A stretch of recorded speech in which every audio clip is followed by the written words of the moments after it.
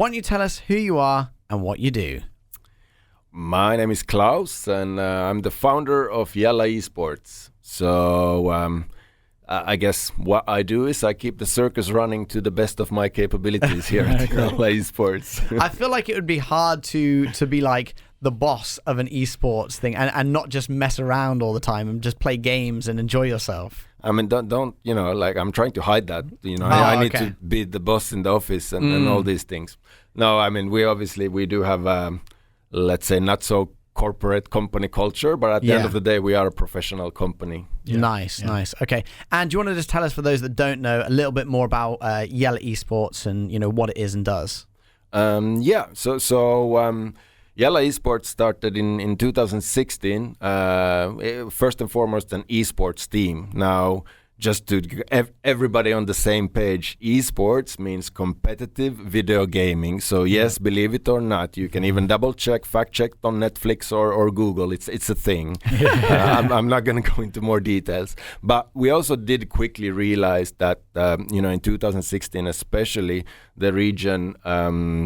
The being only a team was a bit challenging to then be a financially sustainable company. Yeah. So now YaLLa Esports is also, we have a boutique marketing agency around gaming. So we help other brands who now finally has realized the power of gaming, how to enter the market, because it's a really amazing space. The fans of gaming, that they are super loyal to the teams, to the brands who do it right. But it's also one of the most, let's say, savage communities if you kind of come off wrong, like you're not one of us. So we help the brands to bridge that gap. And the brands aren't necessarily gaming-related brands, are they? They could be any sort of brands who want to kind of target the gaming audience. Yeah, I mean, to be honest, for me, like the most exciting and like the most exciting project is let's say a bank or a telco, because these are brands that usually you stick with for the whole lifetime. But when you talk gaming to those young adults in a right way, then it's like, honestly, I can't figure out a better marketing strategy than to use gaming for these kind of brands. But obviously you then have your endemic brands as well. But I would say these days gaming is mainstream, and any brand can find a way. Yeah. No, it makes sense. And obviously the demographic for gaming is pretty precise, right? I mean, it does span from quite young to quite old as well. So I think any brand has a place in targeting gamers through sponsorship. And it's only getting bigger as well as we go. Yeah. It's not like only kids or it's both female and male. Yeah. All age groups. It used to be, only males, and people think we are sitting in a basement and, nerds, all this stuff. But no, it's mainstream. So what got you into the gaming industry in the first place? Well, I mean, first of all, I've been a lifelong gamer, so was even a professional gamer in CS 1.6, if anybody remembers. Yes, that's like 20 years ago or something like that. But so then how I got into the gaming industry with YaLLa Esports was basically back in 2016. I really realized that there's so much kind of untapped talent of gamers in the region. So I just wanted to build a support network, how to basically go pro in gaming. And that's been actually one of the most, great things about this whole journey, that these days we are 20 full-time employees, which means there is 20 people making a real job in an industry they love, and this is not, I'm not talking about our professional gamers. This is only our staff and team in our office, which is, there's like creative people, there's account management, there's obviously the team management. Then if we put the whole organization together, it's like 100 people with oral talent and influencers, all the gamers. So I'm just happy that first of all, we have convinced a couple parents on the journey that this is a real job. Like they still maybe struggle explaining to their parents that what do they do? But hey, it pays their rent or their life. So it's a career. Yeah, exactly. So that's what we do at YaLLa Esports. We create careers and support gamers and professionals in the industry. Yeah. I think it's fantastic though that you kind of conceptualized this and then turned it into this. So you're saying we and stuff, but it's obviously got to start somewhere, and you founded it. So I mean, congratulations to you on actually doing all this in the first place. It's amazing. Do you feel like you've really kind of made it? Is this what you wanted to do? I mean, I definitely feel that we have come a long way, but it really started honestly without a big plan. It was kind of like a small team just trying to. It was Overwatch back in 2016. Nice. Yeah. Were you competing? Sorry. No. I was. I mean, unfortunately, I'm a bit too old to compete anymore. I do like Hearthstone or card games, brain games. Yeah. The mind ones. Yeah, the mind games.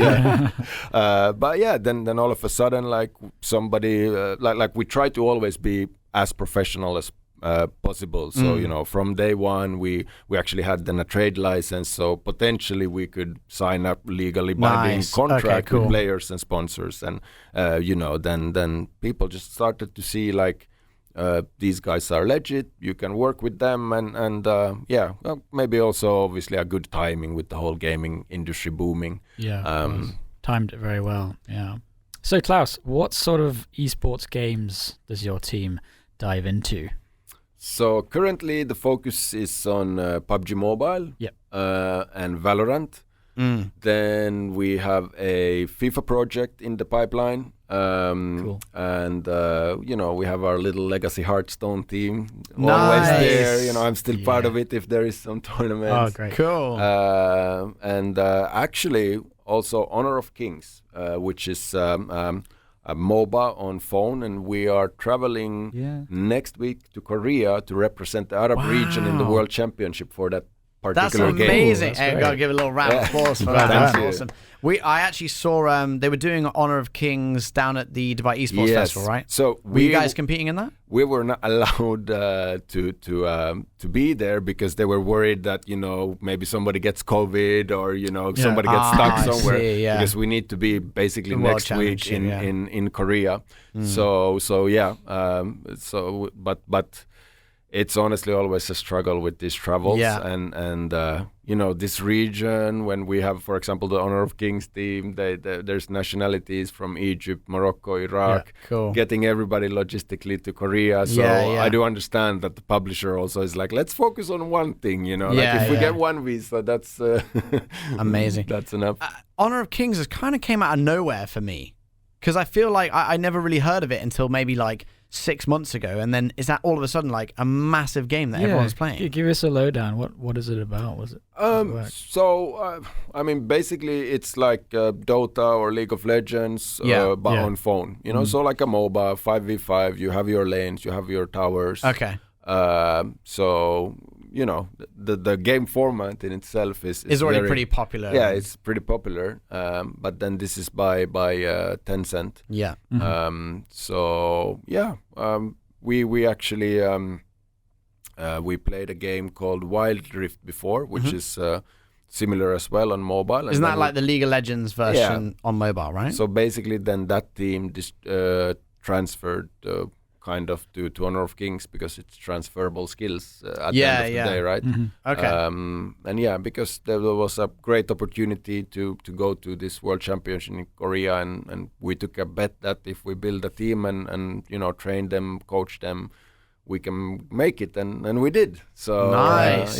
That's, so you had to compete regionally first. To be able to get to Korea. That was a big qualifier regionally. And did you have to win that? Yeah, obviously it's only one amazing. team. So basically, all the teams that were now competing in this one, it's the same teams that we had to already compete and beat once. So because there was only one slot to Korea. But it's that's like a $10 million prize pool. Wow. There's already like $250,000 locked just by basically going there.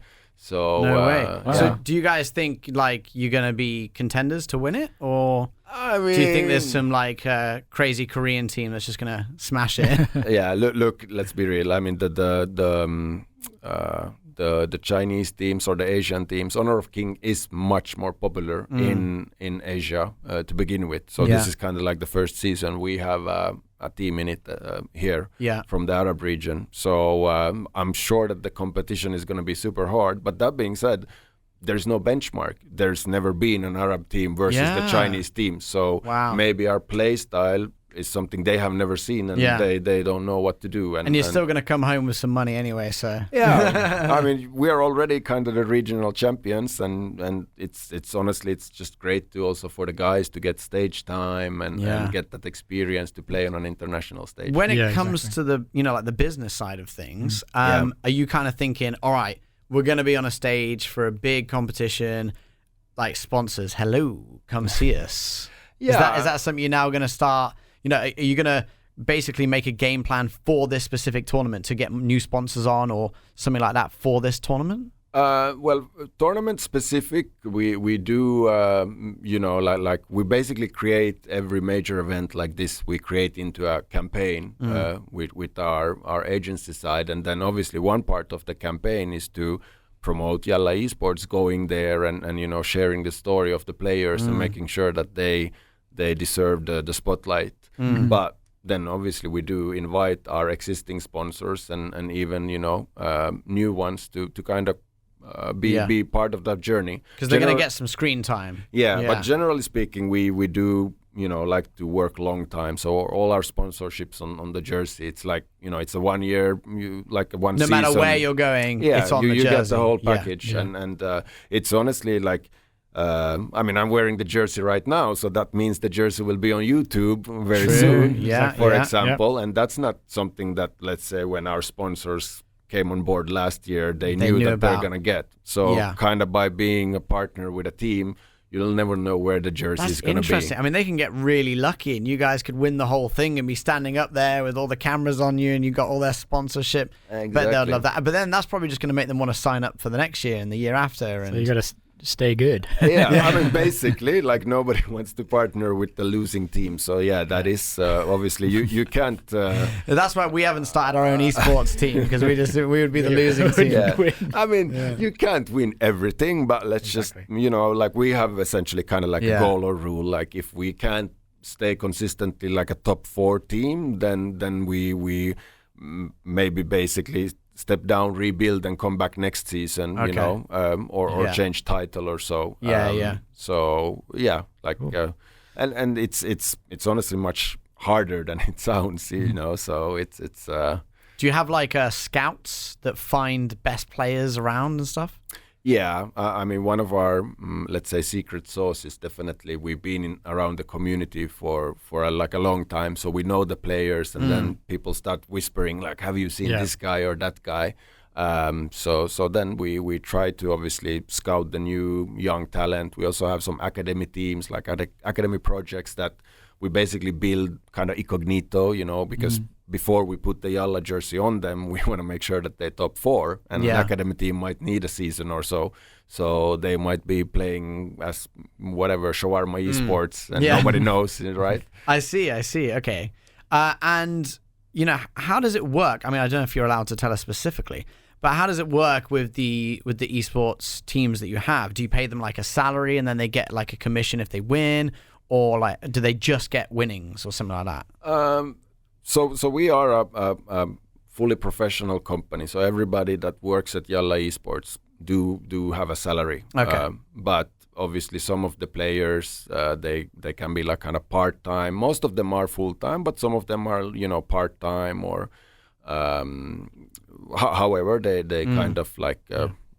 I can't go into details how much salary. No, that's fine. Yeah. Then it's also like salary is one part. Then obviously the prize winnings, if you win a big tournament, you know, majority of it goes to the players. I mean, they did the hard work. Yeah. Okay, so you'll still take like a small percentage, but they'll get most of it. Yeah. Oh, okay, like, fantastic. I mean, it depends. I mean, it's quite industry standard. It's anything from, you know, like I think the average is around 20% for the team and 84 for players. It's pretty great, actually, isn't it? Because you know, you're supporting them players and getting them into the right positions, and then they're still walking away with 80% of it. That's pretty cool. I mean, that's good business, isn't it? Yeah. For the play, honestly, like that is a bit of a misconception when you know, people start sending me messages if we win a big prize pool, like, oh, Klaus, you guys made so much money, and I'm like, well, no, it's the players. Like, they should like congratulate them, not me. Yeah. On the flip side, then obviously, like, our business model is to build the brand deals and the sponsorship, because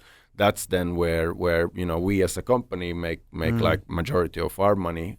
But also the players, like if you're a YaLLa Esports player or an influencer, and then, you know, we work with all these brands. So there's a lot of jobs that you know, maybe they want to have an exposure on a stream or something like that. So, you know, you might have X in salary, but then through YaLLa Esports, you keep constantly getting like these jobs with some brands here and there. That's cool. Yeah. So with all that said, you know, you talk about success and how good the team can be. What's been the greatest achievement so far?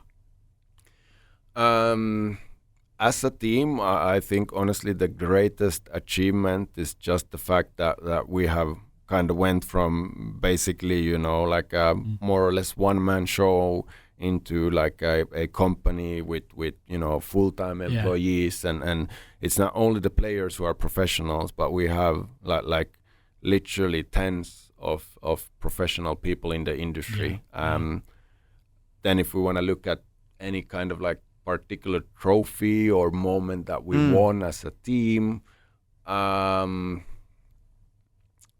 I mean, honestly, like every single trophy feels so good, but so no matter which one I choose, then I'm gonna have like you don't want to pick favorites. Yeah. Like, why did you choose that team? But I think on a personal level, we have to go back to Hearthstone. So it was super early in 2017. So basically at the inception, Maasen, one of our Hearthstone players, my teammate at that time, went all the way to China, qualified to China to a Hearthstone tournament, went all the way there. And by the way, I was taking him basically to the airport, and it was like the first time he's gonna go on a plane. No way. And I was like, I didn't even know that he has never been on an airplane. Wow. And it was like so cool to do. Okay, I was like, so what do I tell him? Like, so this is the security checking around. I felt like so responsible sending him alone, basically. Like your own child. Like really. So, but anyway, then he went to China and he won the whole tournament. No way, he won the whole thing. He won the whole tournament. Wow. And it was just like, you know. What was the prize pool for that? Well, that prize pool, it wasn't anything massive. Like 20, I mean, it was like $20,000 or maybe maximum 50. So it was like obviously like big money for us as a company, big money for him back in the day. But you know, now 5 years later, like everybody has $1 million prize pool here and there. So.